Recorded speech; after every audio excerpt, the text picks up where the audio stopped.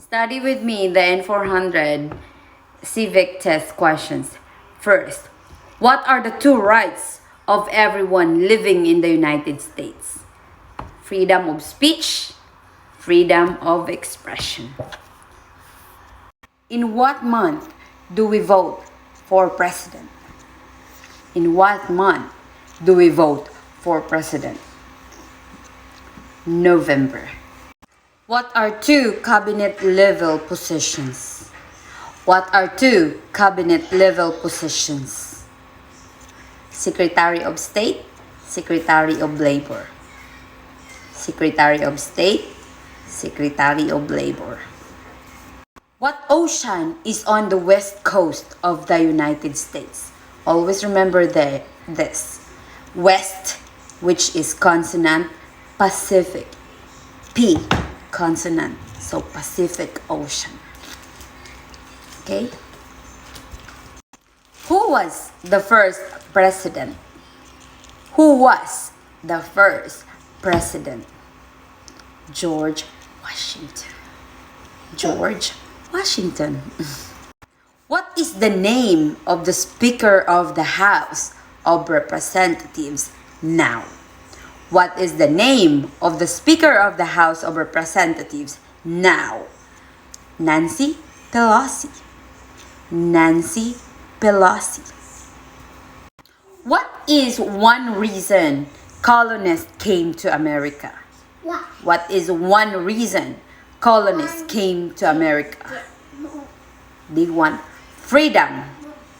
Freedom. See, the colonists came to America for freedom. Next, what is an amendment? What is an amendment? An amendment is a change to the Constitution. What is the name of the national anthem? What is the name of the national anthem? The Star-Spangled Banner. The Star-Spangled Banner.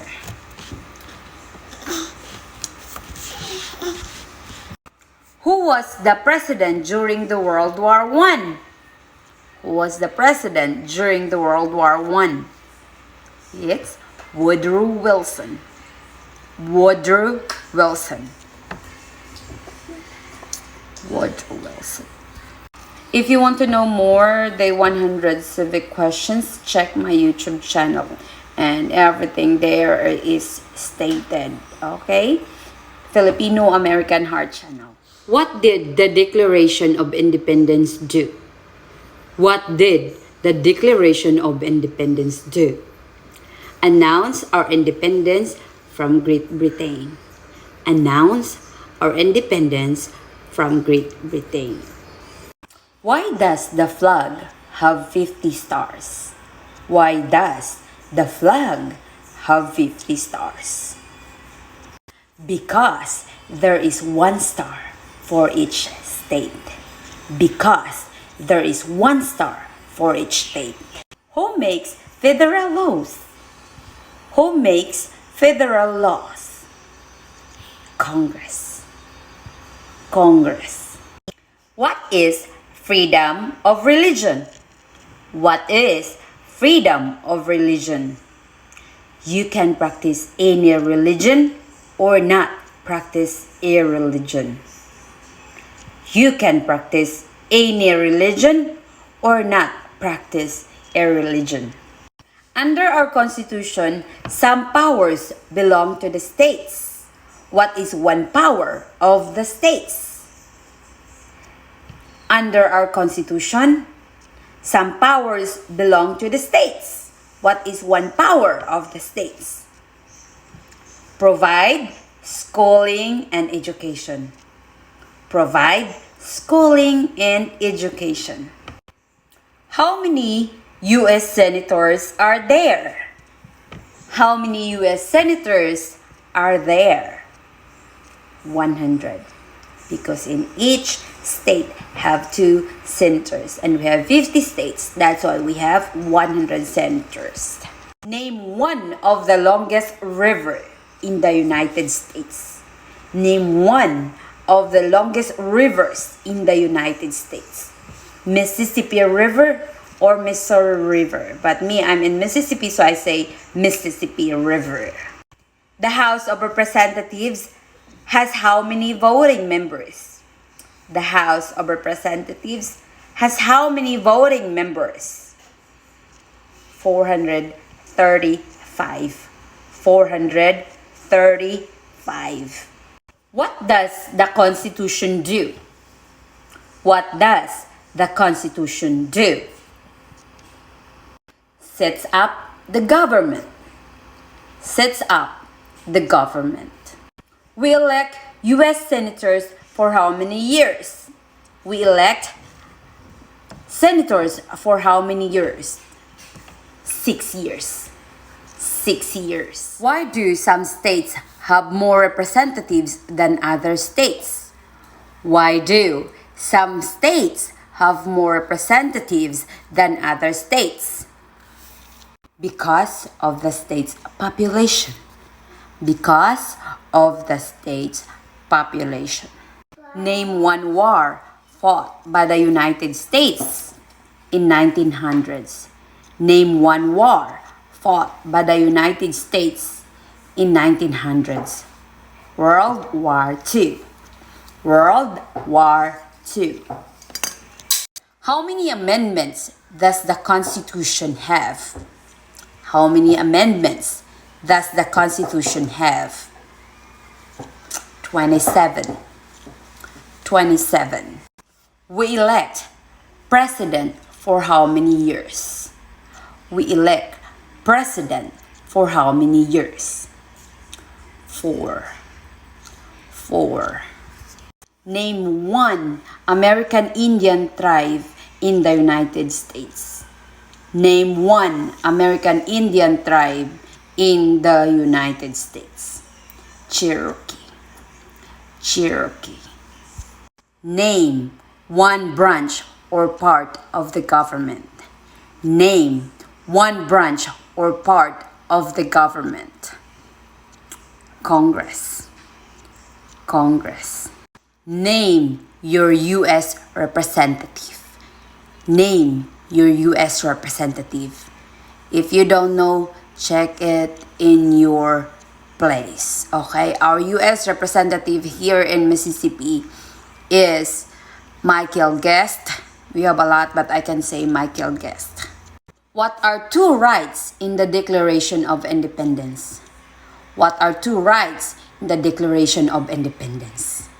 Life and liberty, or you can say life and pursuit of happiness. But it's easier for you to say life and liberty. If both the president and the vice president can no longer serve, who will becomes the president? If both the president and the vice president can no longer serve, who becomes the president? The Speaker of the House. The Speaker of the House. What is one right or freedom from the First Amendment? What is one right or freedom from the First Amendment? Freedom of speech. Freedom of speech. If you want to learn more, just check Filipino-American Heart channel, and it was detailed in there because I have a lot of time to explain. Thank you. What are the two major political parties in the United States? What are the two major political parties in the United States? Democratic and Republican. Democratic and Republican. Who vetoes bills? Who vetoes bills? The President. The President. What is the name of the President of the United States now? What is the name of the President of the United States now? Joe Biden, or Joseph R. Biden. Joe Biden. What ocean is in the east coast of the United States? What ocean is in the east coast of the United States? Atlantic Ocean. Always remember this. They all start with vowel sound.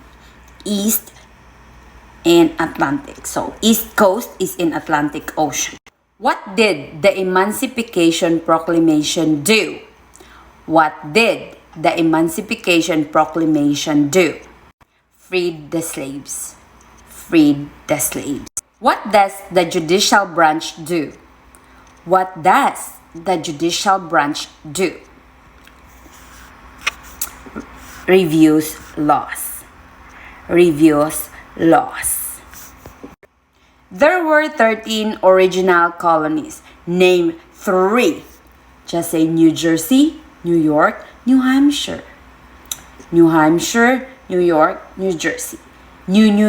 You will remember that. New Jersey, New York, New Hampshire. Who is one of your state's U.S. senators now? Who is one of your state's U.S. senators now? So I'm in Mississippi, so check your state. I'm in Mississippi, so I can say Cindy Hyde-Smith. Cindy Hyde-Smith. When was the Constitution written? When was the Constitution written? It's 1787. 1787. What major event happened on September 11, 2001 in the United States? What major event happened on September 11, 2001 in the United States? Terrorist attack the United States. Terrorist attack the United States. So if you have more questions, just comment down below, okay? So that I can help you all. What is the capital of the United States? What is the capital of the United States? Washington, D.C. Washington, D.C. How many justices are on the Supreme Court? How many justices are on the Supreme Court? 9. 9. The idea of self-government is in the first 3 words in the Constitution. What are these 3 words? The idea of self-government is in the first 3 words of the Constitution. What are these 3 words? We, the people. We, the people. What does the President's Cabinet do? What does the President's Cabinet do? Advises the President. Advises the President. Under our Constitution, some powers belongs to the federal government. What is one power of the federal government? Under our Constitution, some powers belong to the federal government. What is one power of the federal government? You can say to print money or declare war. You can say to print money or just say declare war. What is the role of law? What is the role of law? Everyone must follow the law. Everyone must follow the law. What territory did the United States buy from France in 1803? What territory did the United States buy from France in 1803? Louisiana Territory, or Louisiana, or you can say Louisiana Territory. Who is the governor of your state now? So in Mississippi, our governor is Tate Reeves. So check also your state. Who is in charge of the executive branch? The president. When is the last day you can send in federal income tax forms? When is the last day you can send in federal income tax forms? April 15. April 15. What is the capital of your state now? What is the capital of your state now? So it really varies where you are. So our capital of our state is Jackson, Mississippi. Jackson, Mississippi. Name one problem that lead to civil war.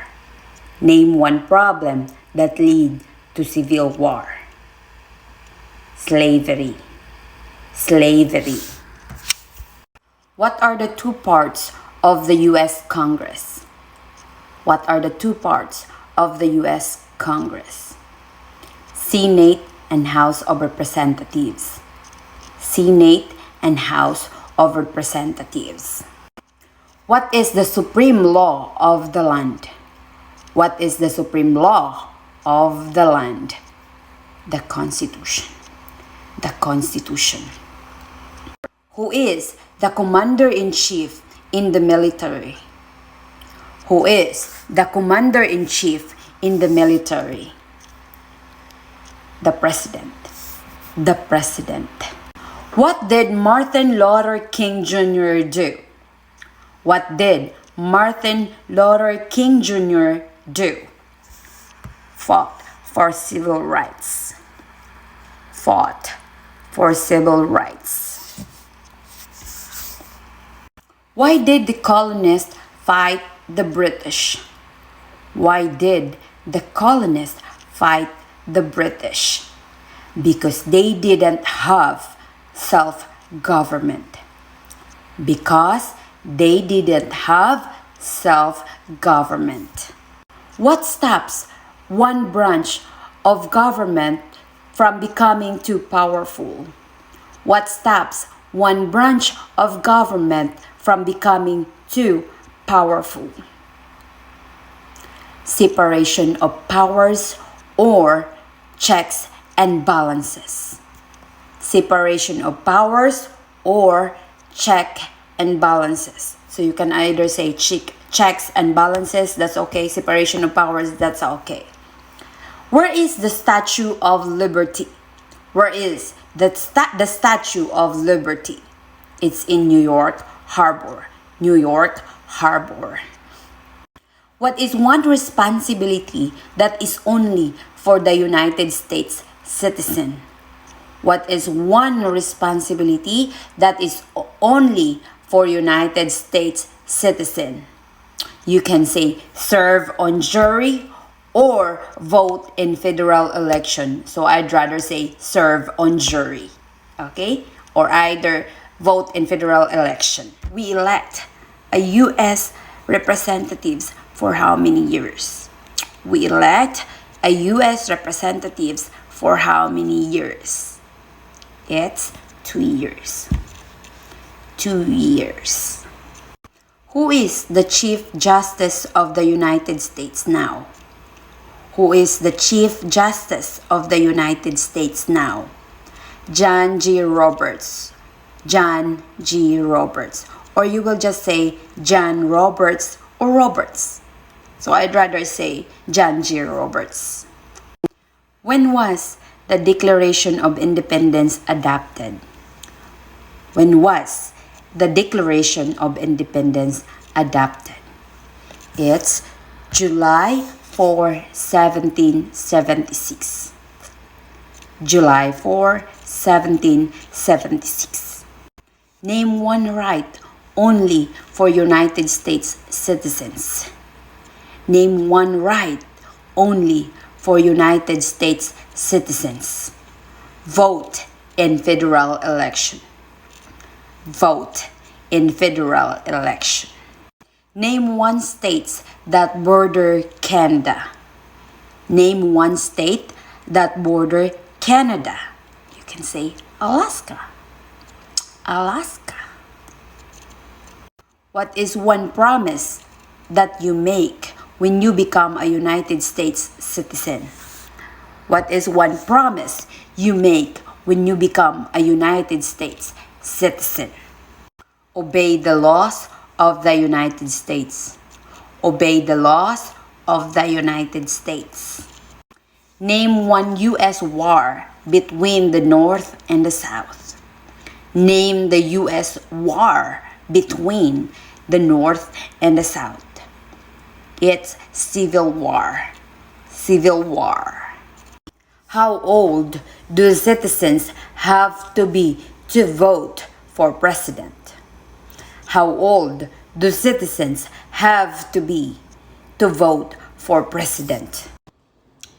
Age 18 and older, or you will say 18 and older. What movement tried to end racial discrimination? What movement tried to end racial discrimination? Civil rights movement. Civil rights movement. When must all men register for the selective service? When must all men register for selective service? At age 18. At age 18. Name 2 national U.S. holidays. Name 2 national U.S. holidays. You can either say Christmas and New Year's Day. Christmas, New Year's Day. Who lived in America before the Europeans arrived? Who lived in America before the Europeans arrived? American Indians. American Indians. Name 1 U.S. territory. Name 1 U.S. territory. Guam. Guam. What group of people was taken to America and sold as slaves? What group of people was taken to America and sold as slaves? Africans. Africans. Who was the president during the Great Depression and World War II? Who was the president during the Great Depression and World War II? Franklin Roosevelt. Franklin Roosevelt. Who wrote the Declaration of Independence? Who wrote the Declaration of Independence? Thomas Jefferson. Thomas Jefferson. What was one important thing that Abraham Lincoln did? What was one important thing that Abraham Lincoln did? Freed the slaves. Emancipation Proclamation. Freed the slaves. Emancipation Proclamation. What is the political party of the presidents now? What is the political party of the president now? Democratic Party. Democratic Party. What happened at the Constitutional Convention? The Constitution was written. The Constitution was written. What do we call the first 10 amendments to the Constitution? What do we call the first 10 amendments to the Constitution? The Bill of Rights. The Bill of Rights. During the Cold War, what was the main concern of the United States? During the Cold War, what was the main concern of the United States? Communism. Communism. The Federalist Papers supported the passage of the U.S. Constitution. Name one of the writers. The Federalist Papers supported the passage of the U.S. Constitution. Name one of the writers. James Madison. James Madison. Name one war fought by the United States in the 1800s. Name one war fought by the United States in the 1800s. Civil War. Civil War. When do we celebrate Independence Day? When do we celebrate Independence Day? July the 4th. July the 4th. Before he was president, Eisenhower was a general. What war was he in? Before he was president, Eisenhower was a general. What war was he in? World War II. World War II. Why does the flag have 13 stripes? Why does the flag have 13 stripes? Because There were 13 original colonies because there were 13 original colonies. What did Susan B. Anthony do? What did Susan B. Anthony do? Fought for women's rights. Fought for women's rights. Name one state that borders Mexico. Name one state that borders Mexico. California. California. Who signs bills to become laws? Who signs bills to become laws? The president. The president. Who did the United States fight in the World War II? Who did the United States fight in the World War II?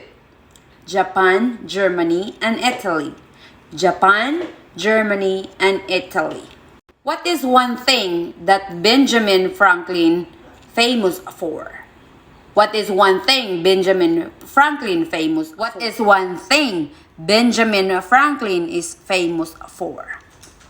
What is one thing Benjamin Franklin is famous for? U.S. diplomat. U.S. diplomat. What do we show loyalty to when we say the Pledge of Allegiance? What do we show loyalty when we say the Pledge of Allegiance? The United States. The United States. Who does a U.S. Senator represent? Who does a U.S. Senator represent?